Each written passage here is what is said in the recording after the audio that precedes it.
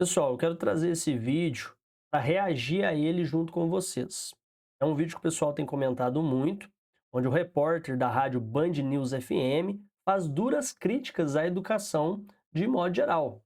Ele critica o governo, critica as universidades, o modo como os professores são formados, o EAD, os números que apontam professores muito mal preparados, que não têm capacidade para estar em sala de aula. Então ele coloca todos esses assuntos. Ele cita aí no começo o Elon Musk, alguns grandes bilionários, e que esse pessoal, para chegar até aí, não chegou sozinho. Então, assim, e aí ele vai, né, destrinchando, muita coisa ele fala. E eu não vi o vídeo inteiro, eu confesso para vocês, eu vou assistir agora, junto com vocês, para mim ter uma reação natural a todas as falas dele. E se vocês concordarem comigo, eu peço que deixem nos comentários. Se discordarem, deixem também. Deixa o like aí, se inscreve, aciona o sininho, torna-se um membro aqui do canal e vamos ver o que esse repórter da Band News falou, que muita gente está aí caindo, matando em cima dele ou mesmo aplaudindo. Enfim, a gente tem uma divisão muito grande de opiniões no Brasil e esse vídeo, essas falas aqui, são aquele tipo de fala polêmica que divide a população, que continua mantendo tudo polarizado, como a gente encontra atualmente. Então vamos dar uma olhada aqui e eu vou reagindo às falas dele, colocando a minha opinião. A pena. Mas eu falei disso ontem, mas o objetivo era falar de outra coisa, um dia histórico para a economia mundial, porque dia 12, se as datas se cumprirem, se a data se cumprir, a gente vai ter a abertura de capital da SpaceX. Toquei nesse assunto porque a SpaceX, se o valor vingar, nós estamos falando de quase 1,8 trilhão de dólares de valor de mercado, que é uma coisa inacreditável, que vai fazer o Elon Musk se tornar também o primeiro trilionário, mais do que isso, porque o quebrado já é um absurdo, é 1,2 trilhão, o ponto 2 é 200, são 200 bilhões de dólares de fortuna pessoal. Ele vai ser mais rico do que os 5 homens mais ricos que vêm na sequência dele.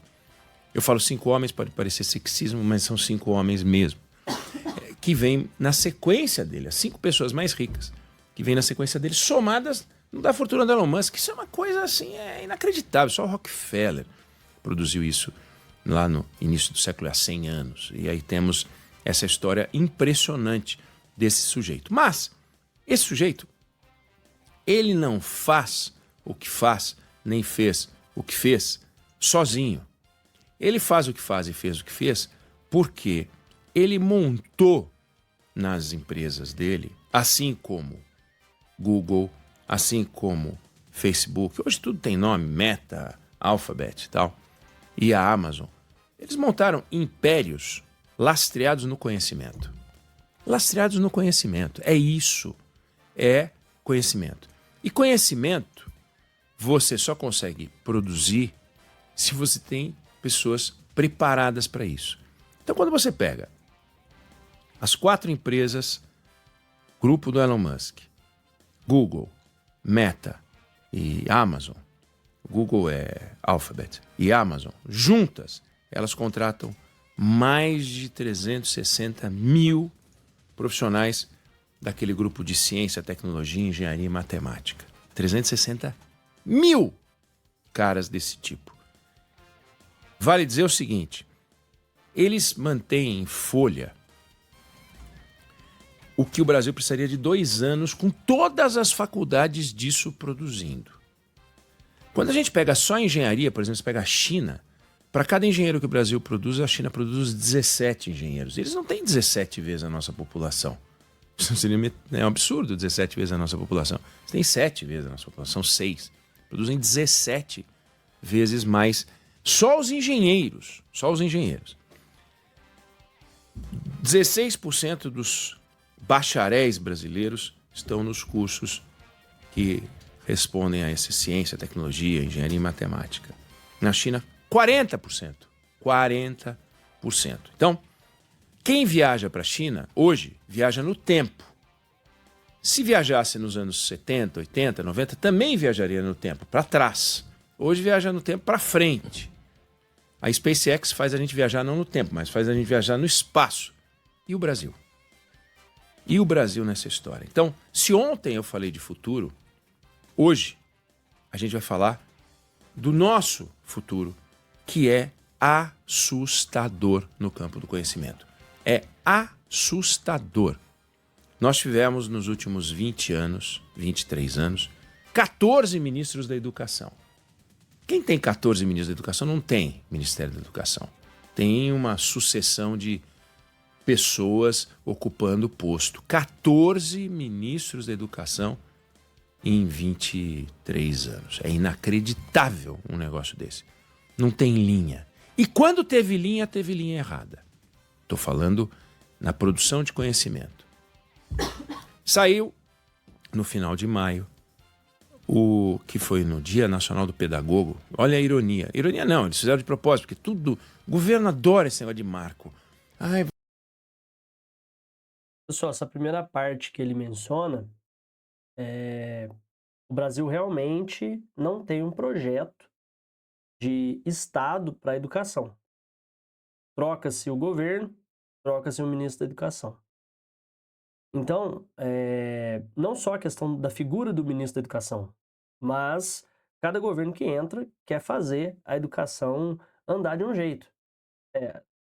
Troca o jeito das plataformas, mexe ali na formação continuada, quer mexer no Plano Nacional de Educação, mesmo que é um plano decenal, parece que eles pausam a continuidade daquele plano para, de propósito, fazer ele não dar certo, na esperança de que vão continuar no governo e aí alterar quando for propício esse plano e tal. Então não tem um projeto que não seja político para a educação. Nisso eu concordo com ele. Uma parte que ele falou aí que eu discordo, e depois eu até me alongo um pouco mais nessa pontuação, é a respeito da formação, né, em comparação com países como a China. É claro que a gente tem outros países aí que são potências e a gente pode fazer essa comparação, e países que são similares ao nosso, né, que tem uma democracia, que prezam ali muito mais essa parte do capitalismo, mas a própria mídia, que é onde esse senhor atua, né, o campo de atuação dele, ele é da imprensa, a própria mídia não dá valor. Ela não valoriza eventos relacionados ao campo do conhecimento. O que a mídia valoriza? Fofoca entre famosos, a primeira música da parada de sucesso, partidas de futebol, discussão entre pessoas que têm influência em redes sociais. Enfim, a mídia brasileira, ela sempre dá preferência para coisas que são fúteis. Então ela ajuda a colaborar para que o interesse do brasileiro não seja em coisas do campo do conhecimento. Claro que eu não estou terceirizando a culpa de maneira geral para a mídia, mas ele faz uma crítica onde o próprio setor dele atua de uma maneira que poderia ser diferente para talvez ajudar a colaborar um pouco mais com a sociedade, porque eu acho que cada campo da sociedade, cada área da sociedade deve tentar, de certo modo, ajudar a melhorar o país. É muito fácil você apontar um dedo para o outro, mas é muito difícil você fazer a sua parte. Vamos continuar.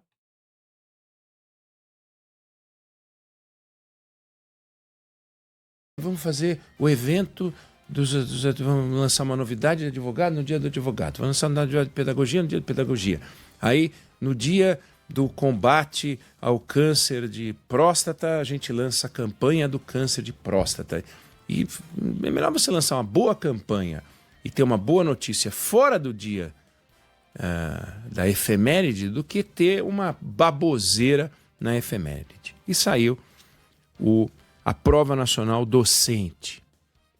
No dia 20 de maio de 2026, foi feito em outubro de 25.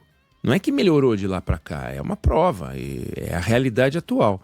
760 mil estudantes do último ano de licenciatura. Ou seja, a turma que vai virar professor. A turma que até já tem diploma e quer entrar no magistério público. Prova de 5 horas. Avalia o conhecimento específico da disciplina. Não é para saber se o cara entende de metodologia, como ele se relaciona com os alunos. Esquece isso. Isso é bobagem para essa prova. Claro que tem que saber se relacionar, claro que tem que conversar bem com os alunos, mas é para saber o seguinte: o médico tem que entender de medicina? Tem. O engenheiro tem que entender de engenharia? Tem. O professor tem que entender na matéria específica. O cara de matemática tem que entender de matemática. O professor tem que entender de professor. A arte tem que entender de arte. Isso é o básico. Então, a prova nacional de docência, do docente vai chamar prova básica de decência. Sabe a matéria que vai ensinar? Não tem conversa. Foram 17 áreas. Dos 760 mil que fizeram a prova, 1/3 ficou abaixo, veja bem, não é do padrão médio, abaixo do padrão mínimo. Abaixo do padrão mínimo. De cada 3, 1 não atendia o padrão mínimo. Mínimo. E esse cara que não atende o padrão mínimo está na sala de aula, estará na sala de aula, porque não é uma prova de corte. Você não passa a prova da OAB, não pode ser advogado. Não é isso. É para saber o seguinte: é bom ou é ruim o cara que vai entrar no mercado? 1 em 3 não tem condições mínimas do conhecimento específico. Pode ser somebody love, pode ser educadinho, encantador, alunos, oi aluno, pode ser isso, mas não sabe chongas. 1 em 3. 1 em 3. Em matemática, 54% não entende o que tem que ensinar. Letras 39%. Só 24%, ou seja, se eu disse que 1 em 3 está abaixo do nível mínimo, só 1 em 3 tem conhecimento sólido. O outro é medíocre. Então tem um pavoroso, um medíocre e um que entende. Então a gente forma só 1 em 3 bons. 3 em 4 estão abaixo do padrão e tal. Bom, vamos explicar o seguinte. Se você tem um professor que não consegue ensinar fração, como é que o aluno vai aprender fração? O aluno já tem dificuldade para aprender fração. Aí tem um professor que tem dificuldade para aprender fração. E se ele tem dificuldade para aprender fração, ele vai ter dificuldade para ensinar fração, porque ele não entende fração. Então, em algum momento, em alguma sala de aula agora no Brasil, tem uma criança tentando aprender fração com um professor que não entende de fração. E aí? Como é que vai ser? Pessoal, vamos lá. Primeiro que ele condiciona a questão da capacidade do professor de lecionar ao resultado de uma prova teórica. E aí eu não estou falando que o professor não precisa ter o conhecimento daquilo que ele vai lecionar. É lógico que ele tem que ter o conhecimento.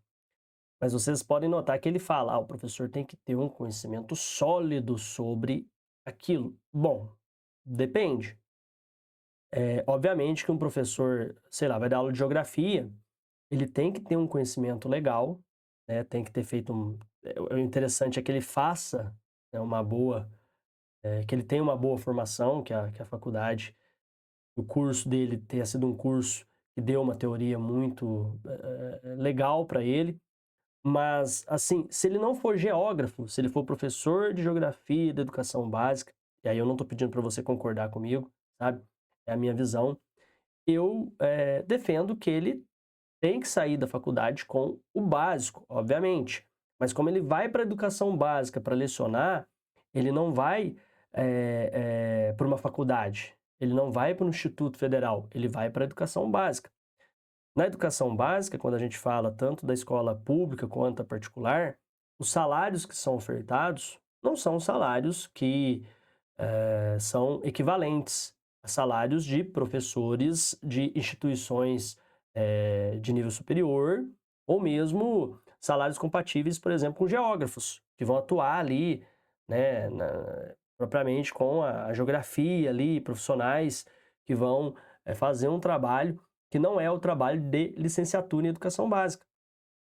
E o professor que faz uma licenciatura em geografia, ele, não sendo mestre ali ainda, não sendo doutor, a formação dele permite que ele seja professor de educação básica.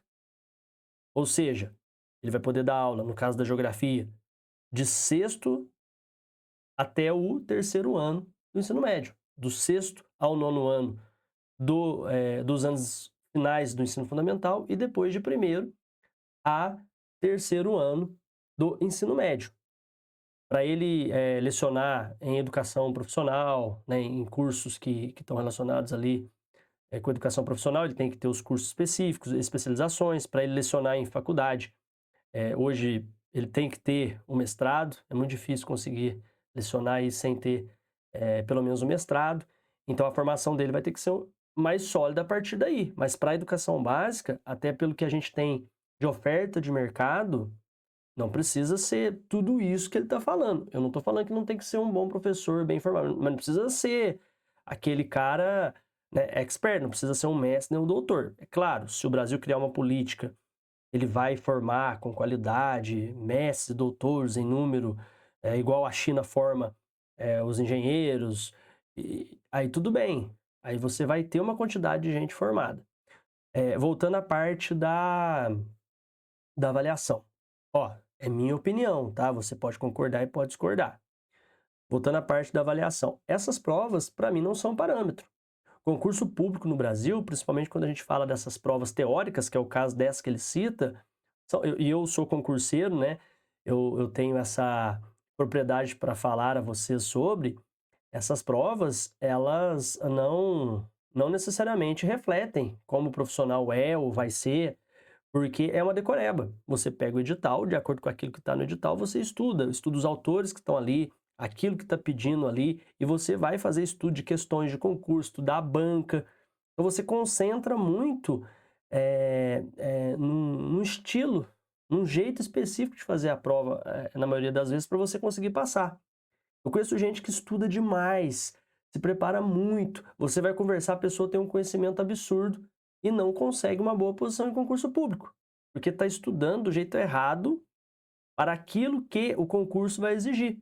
E aí não adianta também, porque você não vai entrar porque você não fez a prova do jeito que a banca queria, do jeito que o edital estava propondo, e você tem muito conhecimento que poderia ser muito útil ali para o aluno, tem didática e tudo.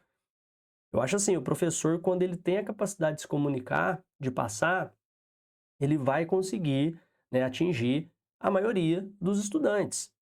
A mesma coisa, às vezes você pega uma notícia e você assiste ela sei lá, em 3 fontes diferentes. Você vai perceber que em uma dessas 3 fontes, desses 3 lugares que você viu a notícia, você se sentiu mais familiarizado, você gostou mais, achou a voz do comunicador ali mais agradável, né, sentiu mais empatia, e isso facilita com que você absorva aquilo que a notícia é, né, que você compreenda de uma maneira mais ampla aquilo que a notícia está trazendo. O mesmo vale para a sala de aula. Às vezes você tem um professor que até fez uma faculdade que não foi das melhores, mas ele tem didática, ele é cativante e ele chega num espaço onde ele vê que os alunos realmente estão interessados, que o sistema funciona direitinho, que a rede é legal, professor, diretor humano, comunidade acolhedora. Ele vai pegar a disciplina e vai levar ela de uma maneira séria e vai usar da didática que ele tem para fazer o máximo que ele pode por aqueles alunos. Mesmo o salário não sendo dos melhores, mesmo ele estando ali talvez por não ter uma outra opção, mas ele vai fazer, ele vai conseguir dar uma boa aula. E ele não precisa de um conhecimento sólido para isso, porque hoje, gente, tá tudo na mão. Se eu não me lembrar quem que, sei lá, vou falar de uma das disciplinas que eu sou formado, e se eu não lembrar quem que é o geógrafo referência da geografia brasileira, eu vou lá no Google ou no ChatGPT, que é mais fácil ainda, e consulto, né? Aliás, eu consulto em 3 fontes. Vou lá no ChatGPT, vou no Google e procuro ali para me comprovar, né? É muito rápido, muito fácil, celular na palma da mão, e falo para eles, olha, Eu tenho aqui o pai da geografia brasileira, que esse aqui. O cara que é considerado o pai da geografia norte-americana é esse aqui. Globalização começa lá no final da década de 80. Entendeu? Tá muito. O que eu quero dizer para vocês é que tá hoje tudo muito fácil, muito rápido, muito acessível. Então o professor não precisa ser uma enciclopédia. Ele precisa direcionar o aluno. Ele precisa mostrar para o aluno qual o caminho mesmo deve seguir. E claro que ele tem que ter conhecimento. Mas o mais difícil hoje em sala de aula, e claro que o repórter aí não conhece o que é dar aula, né? Ele não tem cara que vai numa escola pública, eu não quero julgar ele pela aparência, mas eu falo pelo ambiente que ele está ali inserido. Ele não me parece aquela pessoa que vai para dentro de uma sala de aula numa região de risco, em um local, né, onde você tem ali várias situações para dar aula, né, numa escola pública para dar aula lá para o 5º ano, para o 6º ano. Então, assim, são muitos fatores. E, como eu disse, você não mede só por uma prova objetiva. Você tem agora o governo de São Paulo, né, tentando, já a segunda vez, instituir uma prova prática, né, para ver se o professor realmente sabe conversar, sabe dar aula. Essas tentativas, por mais que eu teça críticas ao jeito que elas são ali colocadas e às vezes aos critérios de avaliação, elas são tentativas para ver a capacidade didática. E eu, particularmente, enxergo a didática hoje muito mais importante e o interesse que o professor tem pela disciplina muito mais importante que a própria formação teórica dele. Isso quando a gente fala, principalmente, disciplinas humanas. Agora, quando a gente fala de disciplinas, como ele cita aí a matemática, a questão da fração, que é relacionada a disciplinas exatas, aí a gente tem um déficit muito grande, aí é ainda maior a dificuldade de encontrar pessoas para trabalhar nessas áreas, para lecionar nessas áreas, e pessoas com formação sólida em disciplinas exatas, num país como o nosso, onde tem muita corrupção, muita ladronagem, uma concorrência, assim, às vezes desleal entre as empresas e tal, a mão de obra de quem tem esse conhecimento de exatas no mercado de trabalho, ela é mais valorizada do que quem tem conhecimento de matérias humanas. Então, a gente acaba tendo uma falta de pessoas interessadas em ser professor. Por quê? Porque o salário do professor no Brasil, eu não sei se ele vai mencionar isso também, pode ser que ele mencione mais para frente, a gente vai ver, mas o salário do professor no Brasil, ele é muito baixo pelo tanto que o professor tem que estudar. Então, você quer exigir muito, você tem que dar o retorno à altura. E aí você pega os professores de exata, né, matemática, física, química, eles vão ganhar muito mais trabalhando em empresas, né, por exemplo, o profissional de química vai trabalhar ali em mineradoras, que tem muitas aí no Brasil e está precisando muito de mão de obra a cada dia. O cara que é formado em matemática vai trabalhar com contabilidade, vai fazer serviços aí financeiros.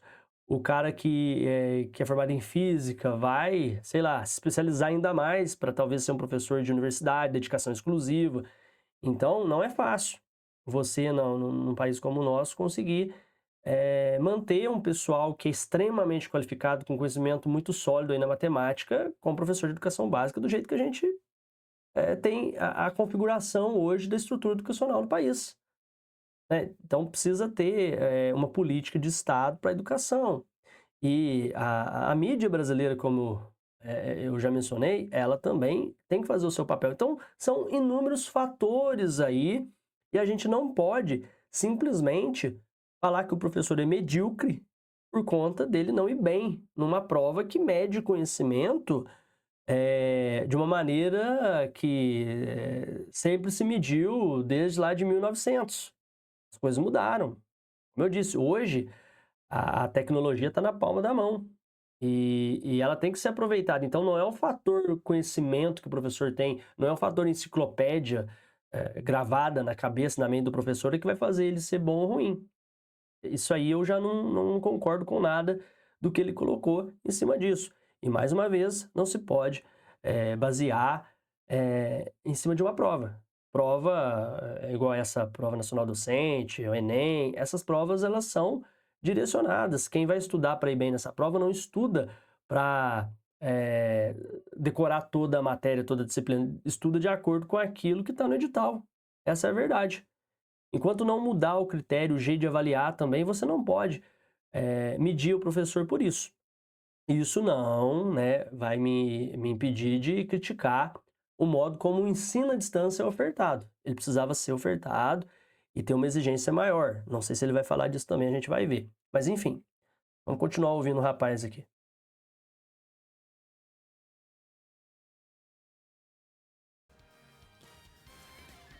Os aprovados, os melhores, estão aonde? Adivinha? Sul-Sudeste. Nossa, que coincidência. Então nós estamos criando o aumento do fosso social regional e os piores estão no Norte e Nordeste. É justo isso? É justo isso? Os alunos com maior dificuldade também estão no Norte e Nordeste. Os professores com maior dificuldade também estão no Norte e Nordeste. O que a gente está fazendo com isso? A gente está produzindo uma divisão dentro do país. Não que o Sul-Sudeste seja bom, é que as notas dos professores do Sul-Sudeste são melhores, o que é um absurdo. Agora, não é uma nota de corte, pode continuar a dar aula, não vai mudar chongas, mas é um absurdo, porque você tem um sistema que forma mal, aí ele também paga mal, e aí põe para trabalhar em condições inadequadas, e aí você tem o espetáculo. O espetáculo. Um professor que está numa escola ruim, que não tem infraestrutura, que não tem internet, que não tem como difundir o conhecimento, ele também ganha pouco, não tem estímulo e também não sabe nada. Desculpa. Temos várias causas para isso. Uma das causas chama-se EAD. E o dono do EAD chama-se Fernando Haddad. Fernando Haddad ficou quase 7 anos à frente do MEC e foi o rei do EAD, que foi nesse período que explodiu EAD. Ah, mas a gente tinha um desafio, de fato. Pouco professor, precisamos de mais professor e tal. Agora, qualidade dos professores... E todos os ministros que vieram depois do Fernando Haddad não mudaram nada. Agora. Mudou.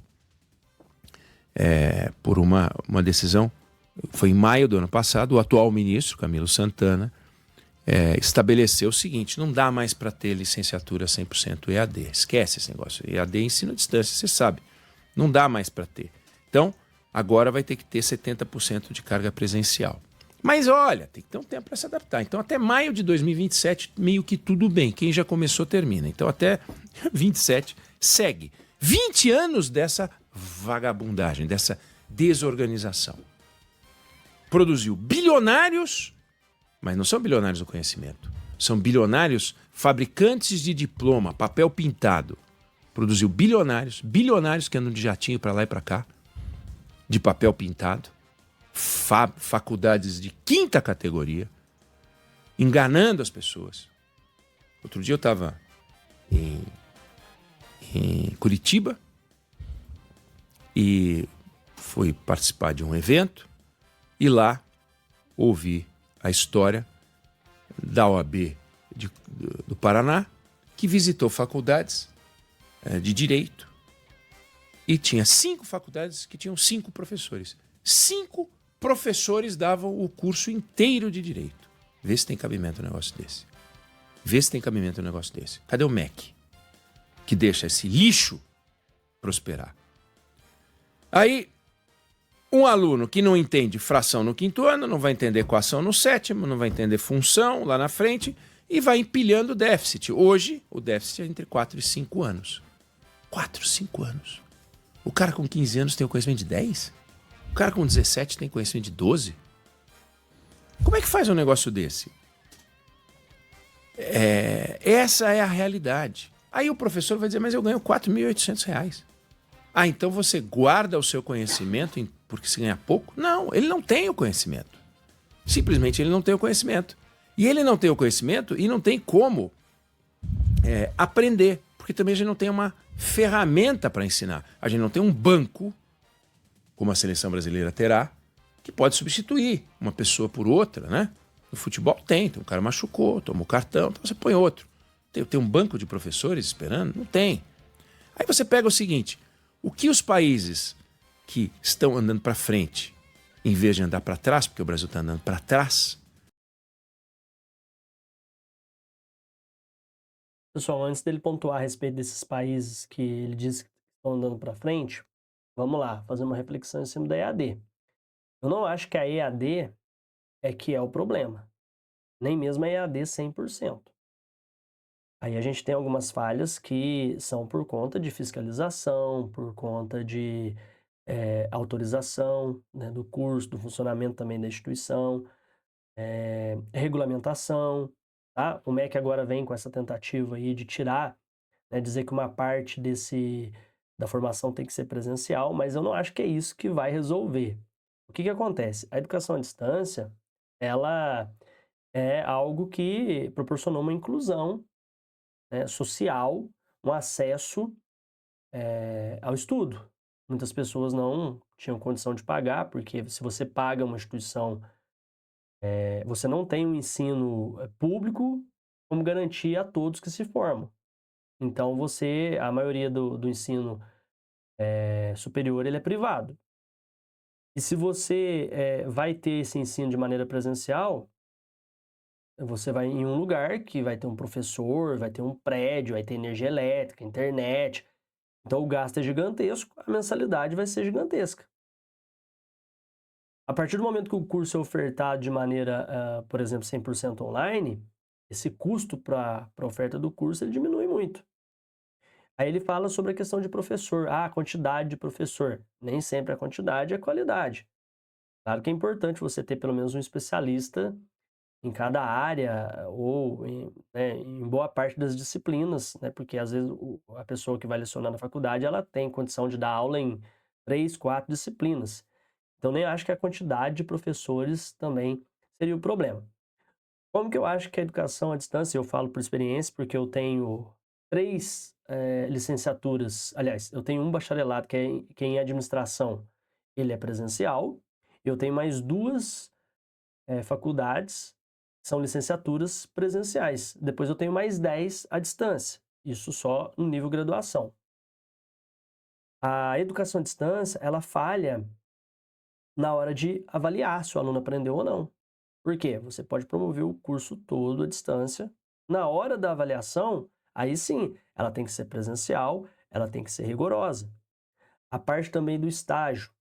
O estágio ele tem que ser avaliado de maneira rigorosa. Tem que haver uma fiscalização para ver se esse aluno realmente foi lá, fez o estágio, ou se ele simplesmente foi e conseguiu de maneira fácil a assinatura, né? Lá do diretor, do vice-diretor, do supervisor, do professor. Isso acontece muito. E aí tem que ter uma colaboração entre, por exemplo, a escola que está aceitando aquele estágio, em fiscalizar, ver se o futuro professor realmente está fazendo o estágio da maneira correta. Tem que ter uma cobrança da faculdade à distância com um projeto bem elaborado que seja apresentado, né, tentando evitar ao máximo ali que o aluno use inteligência artificial para produzir aquilo, sem ser por conta própria. E as avaliações presenciais com alguém fiscalizando para ver se realmente a pessoa não está colando, né, de alguma forma, porque fazer avaliação de faculdade à distância em casa, isso aí descredibiliza, né, muito a instituição. Vamos continuar ouvindo ele aí.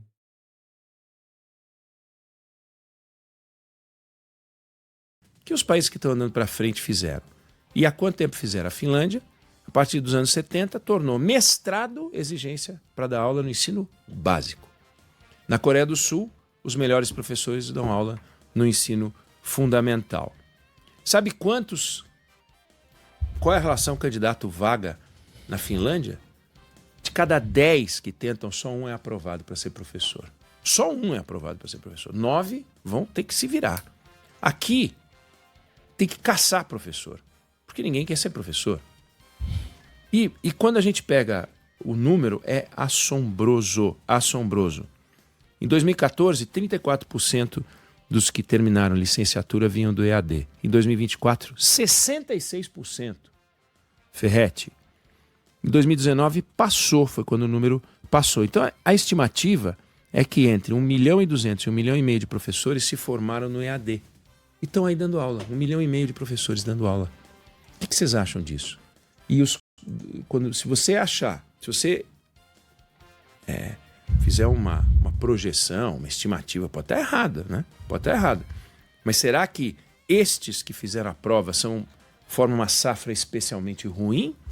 Ou talvez, com base no resultado desta prova, a gente pode deduzir que os professores formados por essa máquina de enganação nos anos anteriores têm um desempenho semelhante. Nesse caso, você tem entre esse 1.200.000 e 1,5 milhão de professores EAD um desempenho muito menor do que os outros. O Brasil tem 2.300.000 professores ativos, segundo o Censo Escolar 2024. Só mais uma vez, né, só tocar nessa questão do EAD. Ele está jogando toda a culpa no EAD. Mas, como eu disse, não é o EAD. É a forma como algumas instituições tratam o EAD. Eu posso dizer até uma boa parte das instituições tratam o EAD. Se o EAD for disponibilizado de uma maneira correta, os professores vão sim sair bem informados, principalmente nessa parte teórica. E o estágio, né, tem que acontecer presencialmente mesmo. Aí, como eu disse, aquela colaboração. E outra coisa, ele destacou até anteriormente, eu esqueci de mencionar. Ele fala que o salário do professor é 4.800. A gente tem agora um piso que passou ali dos 5.000, mas é para 40 horas. A maioria dos professores não consegue um cargo que seja de 40 horas. Até por isso trabalham em 2. Eles trabalham normalmente, nós trabalhamos, né, normalmente em cargos de 24 horas, 30 horas, aí a gente acaba pegando 2 cargos. E o salário, obviamente, de cada um desses cargos não chega, né, na maioria dos lugares, nesses números de 4.800 ou 5.300. A maioria dos professores ganha na faixa ali de 3.500, 3.600. E lembrando que muitas prefeituras e estados não cumprem o piso nacional do magistério. Então, só por número, você não consegue traduzir a realidade. Você precisa entender do sistema, estar dentro do sistema, entender a prática, ter uma visão também dos cursos. Ele está olhando de uma maneira muito superficial. Até por isso eu coloquei um comentário aqui embaixo do vídeo deles, que é o seguinte: do mesmo jeito que ele fala que 1/3 dos novos professores não sabe o básico daquilo que vão ensinar, eu coloquei que 9/10 dos jornalistas não têm também propriedade para falar sobre os assuntos que eles falam. É claro que tem muitos que são especialistas, são convidados às vezes aí nos programas, nos podcasts, e aí falam com propriedade. Mas boa parte da imprensa olha com o olhar deles, não tendo a capacidade de se colocar ali no lugar do professor, por exemplo, ou do aluno que seja, para falar. Eles não têm a condição de estar ali, querem falar, querem entender, querem dizer, querem afirmar que é assim e pronto. 2/3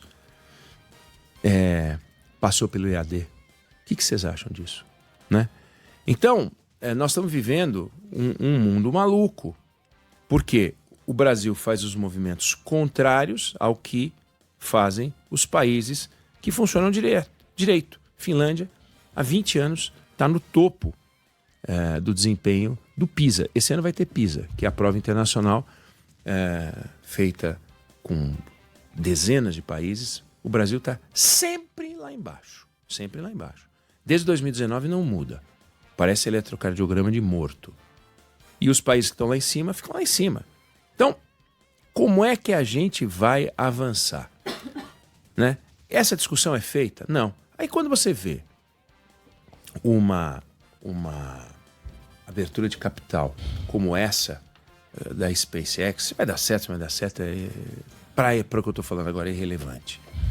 Todo mundo se mobilizando para olhar para um negócio desse, lá dentro tem uma máquina de conhecimento. Na Alphabet tem uma máquina de conhecimento. Na Meta, na Amazon. Máquina de conhecimento. Então é tudo disruptivo. Quem é que vai fazer a disrupção?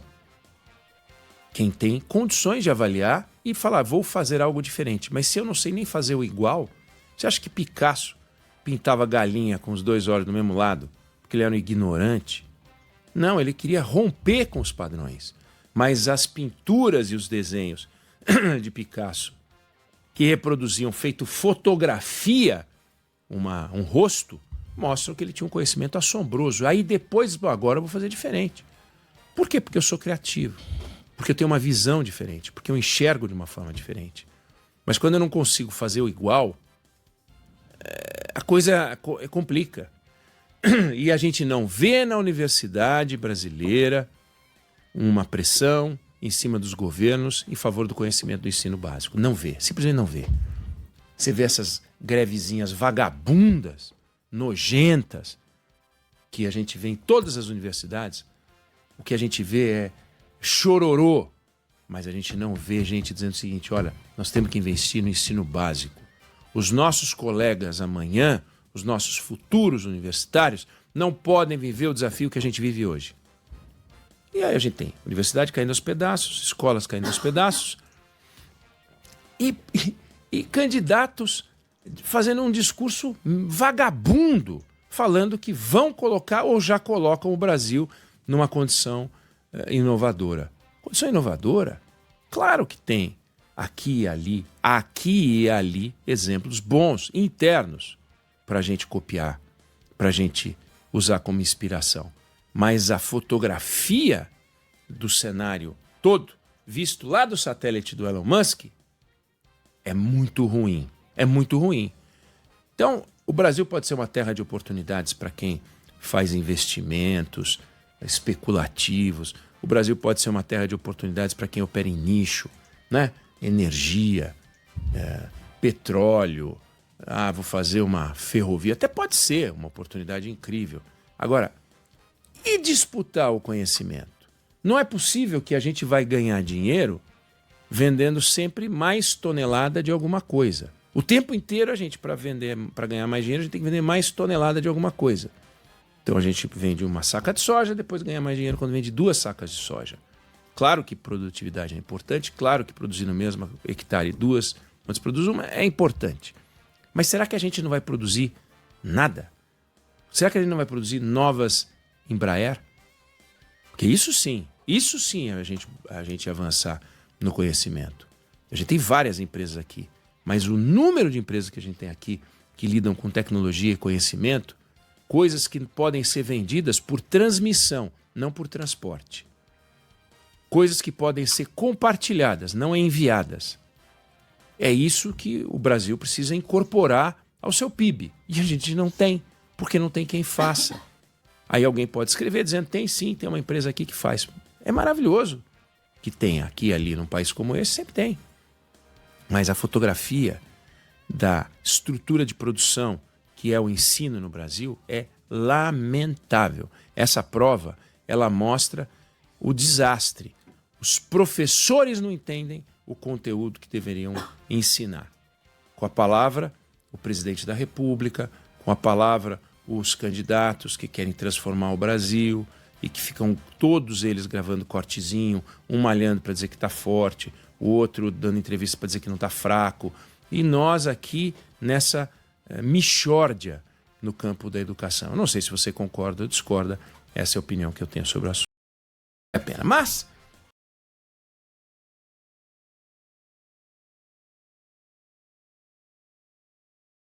Bom, pessoal, para encerrar aqui, colocar alguns pontos também, né, nessas falas finais do repórter da Band News. Não há vitórias sem derrotas, não há glória sem lágrimas. Isso vocês podem observar aí ao redor de vocês, no dia a dia. A gente mata um leão por dia. Então, assim, a China, para a China se tornar o que ele mencionou, ela abriu o país para empresas estrangeiras, principalmente empresas dos Estados Unidos. A sua população foi explorada ao máximo. O governo deixou os Estados Unidos entrar ali. E aí, depois de uma super exploração da população, é que eles conseguiram, né, observando como os americanos faziam, como as empresas americanas atuavam, desenvolver tecnologias e hoje são uma potência. A maioria dos países que passou por guerra, né, através do sofrimento, tiveram, né, não tinham outro jeito, precisavam sempre estar trabalhando, investindo em tecnologia ali para reverter alguma situação muito difícil de ser revertida, para consertar estragos enormes, né, tanto sociais quanto físicos, enfim, e aí evoluíram. Então, a maioria das evoluções vem com dor, ou vem, fazendo a dor, como é o caso dos Estados Unidos, né, que é uma potência, mas através da exploração, através de guerras também, eles usaram muito disso para serem o que são hoje. Então, assim, o Brasil é um país acomodado, também temos uma elite aí, uma concentração de renda desde o início do país, que é algo muito difícil de você desconstruir. É uma cultura de coitadismo também, que é muito difícil você desconstruir. E não é de uma hora para outra, não é do jeito que parece ser, né? Não é fácil do jeito que o pessoal coloca. E todo mundo tem que fazer um esforço, tem que fazer a sua parte para que as coisas melhorem, né? Os pais em casa têm que dar mais educação para os filhos, falar para eles respeitarem os professores. Os professores têm que ser mais valorizados, né? Essas provas medem teoria e essa teoria continua depois através de burocracia, e essas burocracias são inúteis. E isso desgasta e tira energia ali do professor que poderia estar concentrado em ensinar a criança a ler, a escrever, porque a gente tem que fazer primeiro o arroz com feijão para depois conseguir fazer mais. O Brasil não está conseguindo nem fazer o arroz com feijão porque o professor não consegue trabalhar. Às vezes é o pai que não deixa ele trabalhar, às vezes é a escola que não deixa, o diretor, a burocracia, os projetos que a prefeitura quer que você apresente, que o Estado quer que você apresente, para gerar números falsos e aí fazer um marketing bonito. E nisso o aluno vai ficando, vai ficando, vai ficando, e a gente vai chegando nisso.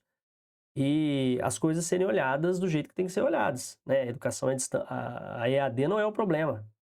O problema é como ela se configura no nosso país. Então, assim, muita coisa do que ele falou é uma visão que reflete aquilo que a maioria das pessoas que não estão dentro da educação enxergam. E algumas que estão na educação também acabam tendo essa visão porque ainda não estão há pouco tempo, ou de fato ainda não entraram ali na prática diária de sala de aula, ou estão num ambiente que é um pouco ali diferente de outros lugares que ela ainda vai passar, que ela ainda vai estar. Mas enfim, eu concordo com muitas pontuações que ele fez, mas discordo da maioria, para ser exato, tá? Para ser mais direto aí.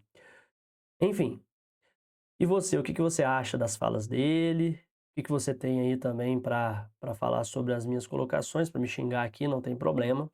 Deixa aí nos comentários. Forte abraço, até o nosso próximo encontro.